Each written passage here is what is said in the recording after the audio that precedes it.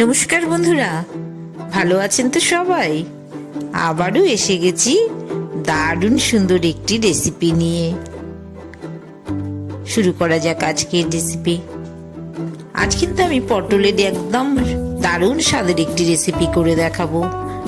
দেখতেই পাচ্ছেন মুসুর ডালটাকে কিন্তু ভালো করে ধুয়ে নিলাম, আর পটলগুলোকে ঠিক ওই রকমই সরু সরু স্ট্রিপ করে কেটে নিলাম। জলটা একটু হালকা একটু গরম হয়েছে, তখন কিন্তু আমি মুসুর ডালকে একটু নুন দিয়ে বয়েলড করে নিচ্ছি। যতটা মুসুর ডাল নিয়েছি তার কিন্তু 3 গুণ জল দিয়ে আমি মুসুর ডালটাকে বয়েলড করে নেব। উপর থেকে যে ফোমটা উঠে এসছে সেটাকে কিন্তু আমি ফেলে দিলাম। এদিকে আরেকটি দিকে আমি কড়াইতে কিছুটা তেল দিয়ে পটলগুলো ভেজে নিচ্ছি। আগেই দেখিয়ে দিয়েছি এরকম সরু সরু স্ট্রিপের কিন্তু আমি পটলগুলো কেটে নিয়েছি। আজকে কিন্তু একদম অন্য ধরনের একটি রেসিপি করে দেখাচ্ছি। ছোট বড় সবার ভালো লাগবে, আর গরম ভাতের সাথেও যেমন ভালো লাগবে, রুটি পরোটার সাথেও কিন্তু ততোধিকই ভালো লাগবে। নুন হলুদ দিয়ে আমি কিন্তু পটলগুলো একটু ভেজে নেব। অনেকটা পরিমাণে পটল আছে, 1 থেকে 1.5 চামচ মতন লবণ আর 1 চামচ মতন হলুদ দিয়ে আমি পটলগুলো কিন্তু ভেজে নিচ্ছি।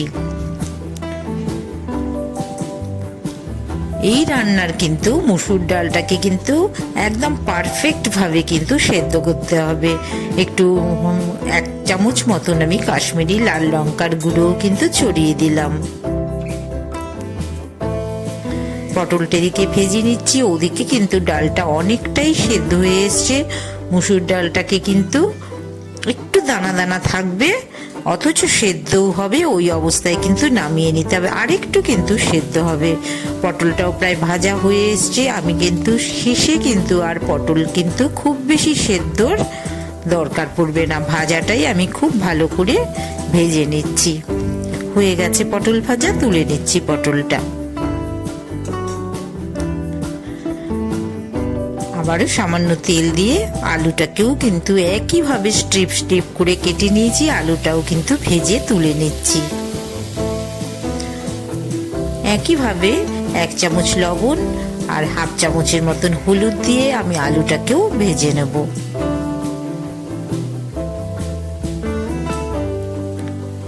এক চামচ লবণ দিয়ে দিলাম, 1/2 চামচ হলুদ দিয়ে দিলাম। ডালটা দেখো একদম পারফেক্ট। এই অবস্থায় কিন্তু নামিয়ে ফেলতে হবে। একটু দানা দানাও আছে, অথচ সুসিদ্ধও হয়েছে। ডালটা মুসুর ডালটা আমি নামিয়ে নিচ্ছি।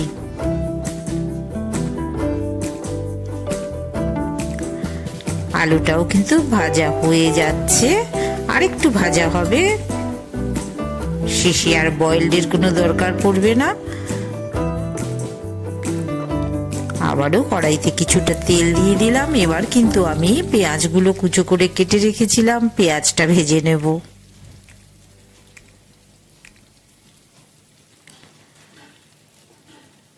দুটো মতন বড় পেঁয়াজ, পটল প্রায় অনেকটা পরিমাণে আছে, তাই 2টো বড় পেঁয়াজ কিন্তু আমি কেটে নিয়েছি। এক্ষেত্রে মাঝখানে তেল ছেড়েছে পেঁয়াজ থেকে। এবার আমি 1/2 চামচ মতন কালো জিরে দিয়ে দিলাম।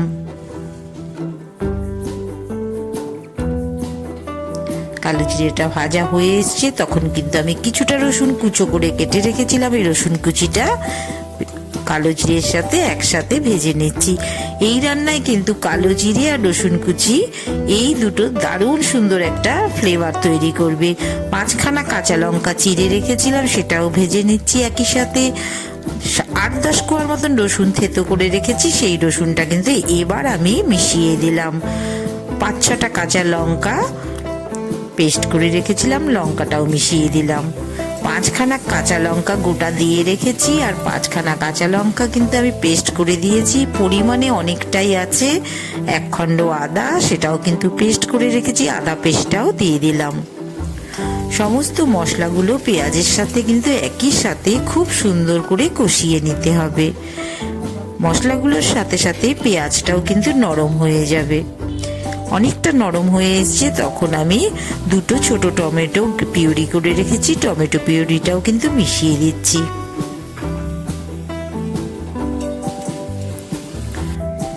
খুব ভালোভাবে কিন্তু টমেটোটাকে কষিয়ে নিতে হবে। 1 চামচ লবণ এই গ্রেভির জন্য দিয়ে দিলাম, 1 চামচ হলুদও দিয়ে দিলাম।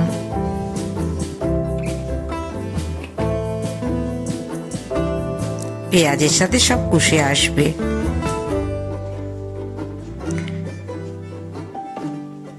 বড় চামচের 1 চামচ গোলমরিচের গুঁড়ো দিয়ে দিলাম। এই রান্নার এটাই কিন্তু বিশেষত্ব। 1 চামচ কাশ্মীরি লাল লঙ্কার গুঁড়োও দিয়ে দিলাম। কালো জিরে, রসুনের ফোড়ন, সাথে গোলমরিচের গুঁড়ো, বেশ বেশি পরিমাণে কিন্তু গোলমরিচটা মিলিয়েছে। আমি কোনো শুকনো লঙ্কার গুঁড়ো কিন্তু ব্যবহার করিনি। যেটুকু দেখতে পাচ্ছ ওটা কিন্তু কাশ্মীরি লাল লঙ্কার গুঁড়ো। আলু পেঁয়াজটা খুব ভালো করে ভেজে রাখা আছে। এবার কিন্তু আমি এই গ্রেভির সাথে মিশিয়ে দিচ্ছি।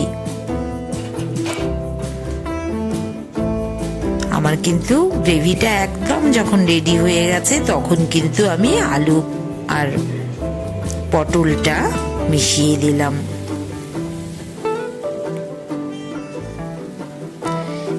সব যখন মোটামুটি কমপ্লিটের পথে তখন কিন্তু আমি মসুর ডাল, যেটাকে কিনা আমি একটু দানা দানা অবস্থায় রেখেছি, আর মসুর ডালের কিন্তু বেশি জল থাকা যাবে না, তাহলে কিন্তু খাবারটা লোটলোট ধরনের হয়ে যাবে। এই জন্য একটু ড্রাই করে কিন্তু রান্নাটা করতে হবে। আমি কিন্তু আলাদাভাবে কোনো জলের ব্যবহার করিনি। থালাটার মধ্যে যে তেল জল আছে সেটুকুই আমি শুধুমাত্র মিশিয়ে দিলাম। হয়ে এসছে আমার রেসিপি। 1 চামচ, বড় চামচের 1 চামচ চিনি, কিংবা তোমরা 1.5 চামচ চিনি মিশিয়ে দেবে। আমার কিন্তু রেসিপি রেডি হয়ে গেল। এবার আমি একটা থালার মধ্যে নামিয়ে নিচ্ছি। এই রকমই কিন্তু শুকনো শুকনো করে করতে হবে। মসুর ডালের মধ্যে যেন কোনো রকম জল না থাকে। জল থাকলে রান্নাটা কিন্তু ডাল ডাল লাগবে। এই রকম কিন্তু ঠিক তোমাদের করতে হবে রান্নাটা।